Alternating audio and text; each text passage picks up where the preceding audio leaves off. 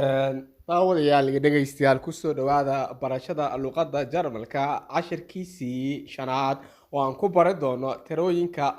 luqadda Jarmalka sida loogu dhawaaqo 0, eber 0, 1, kow 1, 2, abo 2, 3, saddex 3, 4, afar 4, 5, shan 5, 6, lix 6, 7, toddoba 7, 8, sideed 8, 9, sagaal 9, 10, toban 10, 11, kow iyo toban 11, 12,